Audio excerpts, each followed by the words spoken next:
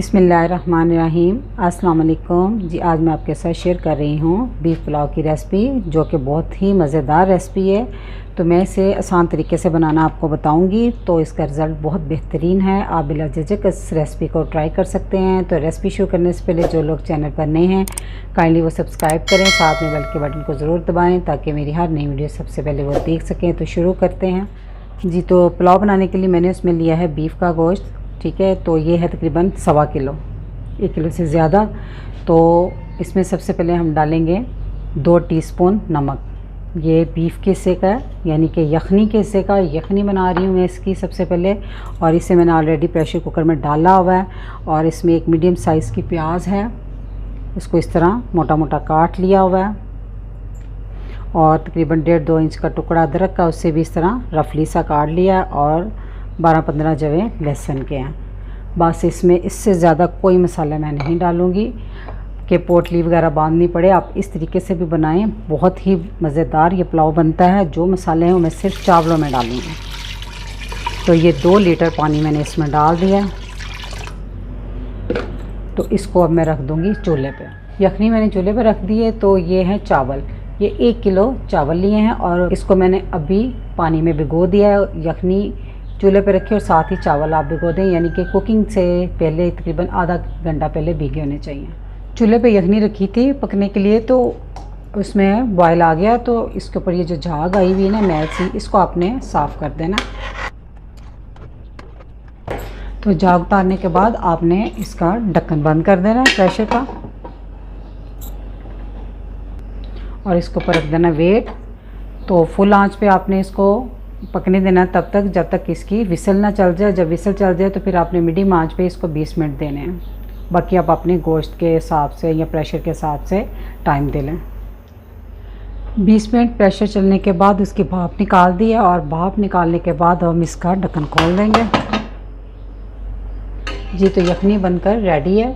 तो अब आपने इसको छान लेना है, गोश्त को अलहदा कर लेना और यखनी को अलहदा कर लेना जी। तो कुकिंग पॉट में हम डाल देंगे 1 कप ऑयल।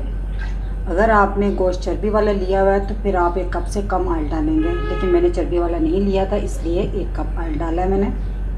ऑयल के गर्म होते ही 2 बड़ी साइज़ की प्याज स्लाइसिस में कटी हुई वो डालूंगी मैं इसमें। तो प्याज को हम हल्का सुनहरा होने तक फ्राई कर लेंगे। प्याज हल्की हल्की सुनहरी होना शुरू हो गई है, तो इस पॉइंट पे हम आंच बिल्कुल धीमी कर देंगे। तो धीमी आंच करके हम इसमें कुछ गरम मसाले डालेंगे। ये 2-3 पत्ते हैं, छोटे छोटे हैं बे लीफ के। 1 टेबलस्पून साबुत ज़ीरा, ये 2 बड़ी इलायची हैं, और ये 4 छोटी इलायची हैं, और 2 अदद दालचीनी के टुकड़े हैं। हाफ़ टी स्पून काली मिर्च है साबुत वाली, और 8 अदद लौंग है। तो इन तमाम मसालों को अब हम इसमें डाल देंगे और प्याज के साथ थोड़ा सा फ्राई करेंगे इनको भी, ताकि इनका जो फ्लेवर है ऑयल में अच्छे से निकल आए जी। तो प्याज का कलर सुनहरा सा हो गया है। तो अब हम इस पॉइंट पर डाल देंगे 2 टेबलस्पून फ्रेश कुटा हुआ लहसुन अदरक।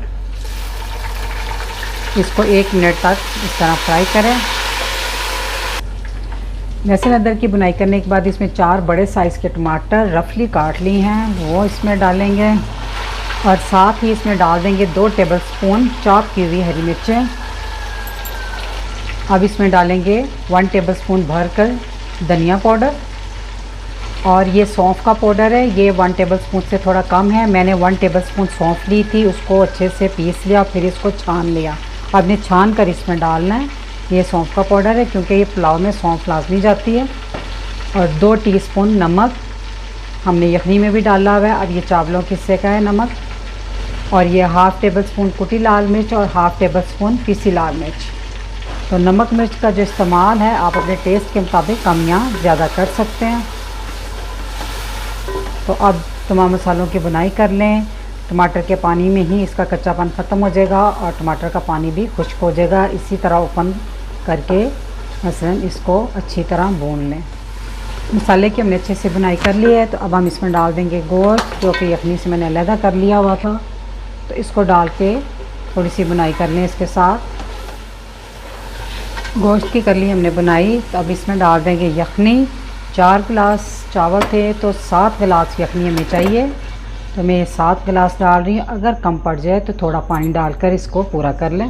तो अब ये डालेंगे, साथ इमली का पल्प है, 2 टेबलस्पून इमली मैंने भिगो दी थी अच्छे से, फिर उसकी गुठलियाँ निकाल के पल्प को छान लिया है और ये मैं इसमें डाल दूँगी।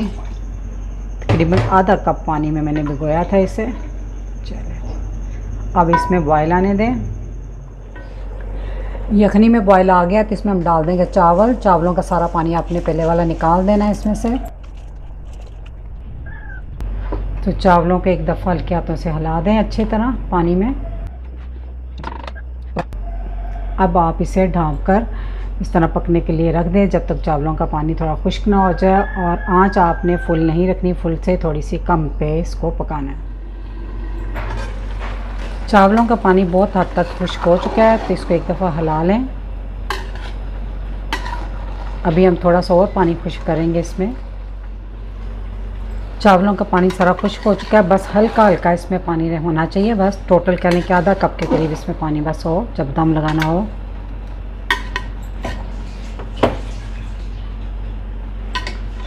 तो इस पॉइंट पे मैं हरी मिर्चें 7-8 उनको दरमियान में से टक लगा लिया हुआ है, तो इस तरह ऊपर रख दें